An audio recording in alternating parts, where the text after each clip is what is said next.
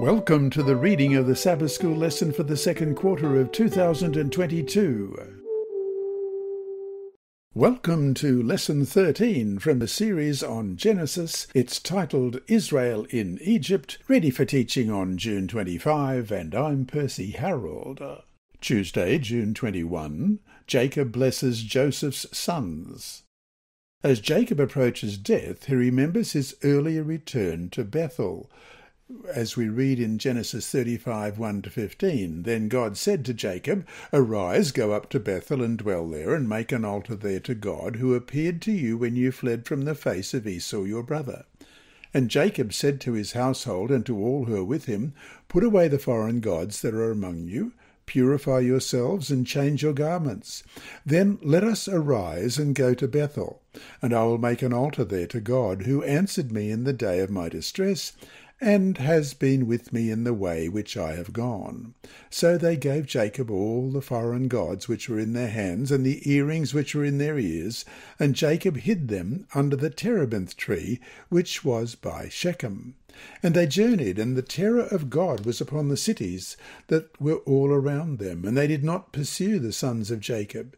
So Jacob came to Luz, that is, Bethel, which is in the land of Canaan, he and all the people who were with him.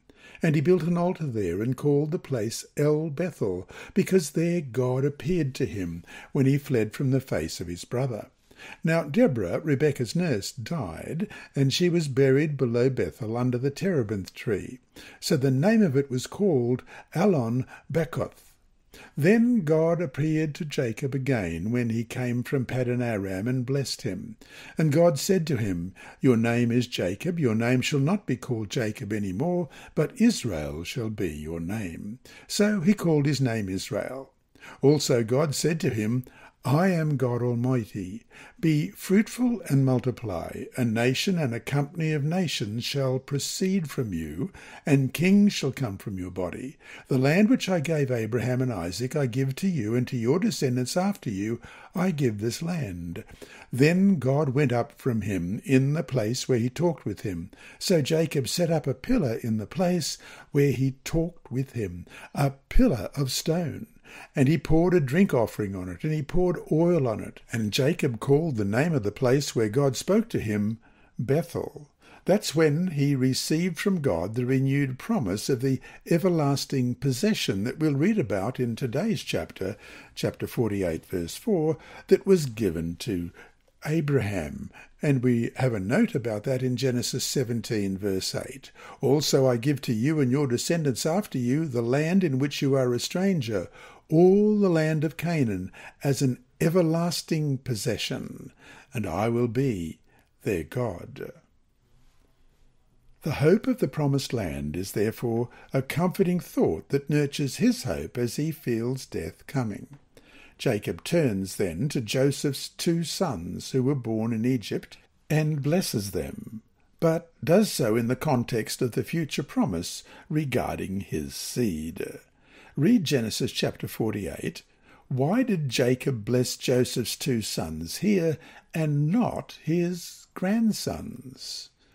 Genesis chapter 48, beginning at verse 1. Now it came to pass after those things that Joseph was told, Indeed, your father is sick. And he took with him his two sons, Manasseh and Ephraim. And Jacob was told, Look, your son Joseph is coming to you. And Israel strengthened himself and sat up on the bed. Then Jacob said to Joseph, God Almighty appeared to me at Luz in the land of Canaan, and blessed me, and said to me, Behold, I will make you fruitful and multiply you, and I will make of you a multitude of people, and give this land to your descendants after you as an everlasting possession. And now your two sons, Ephraim and Manasseh, who were born to you in the land of Egypt before I came to you in Egypt, are mine. As Reuben and Simeon, they shall be mine. Your offspring, whom you begat after them, shall be yours.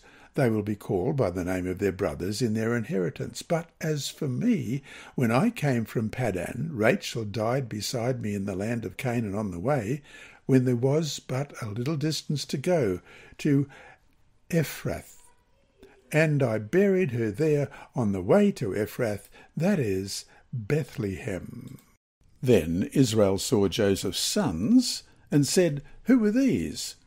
Joseph said to his father, They are my sons, whom God has given me in this place.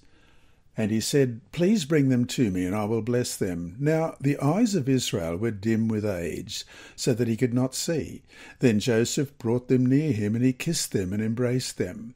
And Israel said to Joseph, I have not thought to see your face, but in fact God has also shown me your offspring.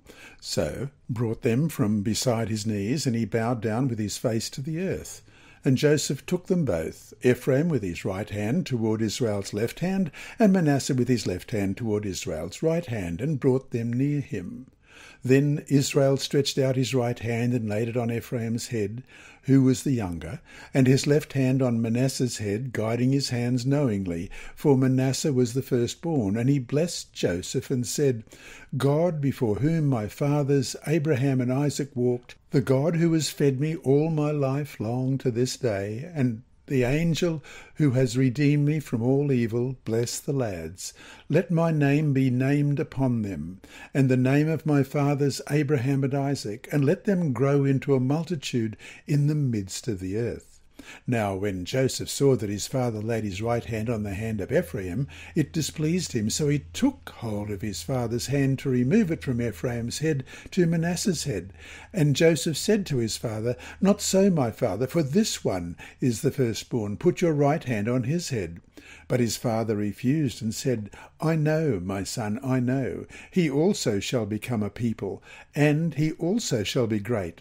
But truly his younger brother shall be greater than he, and his descendants shall become a multitude of nations.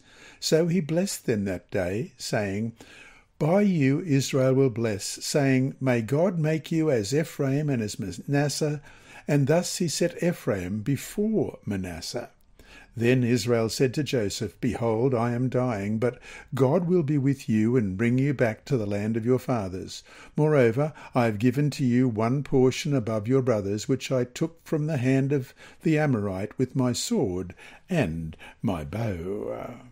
Joseph's two sons, Manasseh and Ephraim, are the only grandsons that Jacob blessed. They are thus elevated from the status of grandsons to the status of sons, as we read in verse 5. Although Jacob's blessing implies a preeminence of the second, Ephraim, over the first, Manasseh, Jacob's blessing essentially concerns Joseph, as we read in verse 15. And he blessed Joseph and said, God, before whom my fathers Abraham and Isaac walked, the God who has fed me all my life long, to this day, the angel who has redeemed me from all evil, bless the lads. What we see here is a personal testimony about God's faithfulness to them in the past and his promise for them in the future. Jacob refers to the God of Abraham and Isaac in verse 15, who had provided food and protection for them. He is the same God who redeemed me from all evil in verse 16. Jacob also has in mind the God of Bethel. Genesis 31:13, I am the God of Bethel, where you anointed the pillar and where you made a vow to me. Now arise, get out of this land and return to the land of your family, with whom he wrestled in verse 29 of chapter 32, and who changed his name from Jacob to Israel. Let's read that in Genesis 32, 26 to 29. And he said, Let me go, for the day breaks. But he said, I will not let you go unless you bless me. So he said to him, What is your name? He said, Jacob. And he said, Your name shall no longer be called Jacob, but Israel, for you have struggled with God and with men, and have prevailed. Then Jacob asked, saying, Tell me your name, I pray. And he said, Why is it that you ask about my name? And he blessed him there. By referring to all these experiences where God turns the evil into good, Jacob expresses his hope that not only will God take care of the present lives of his grandsons, just as he cared for his own life and Joseph's, but Jacob also thinks of the future, where his descendants will return to Canaan. This hope is clear from his reference to Shechem in chapter 48 and verse 22, which not only is a piece of land that he had acquired. We read about that in Genesis 33:19, but also is a place where Joseph's bones will be buried, as we read in Joshua 24 and verse 32.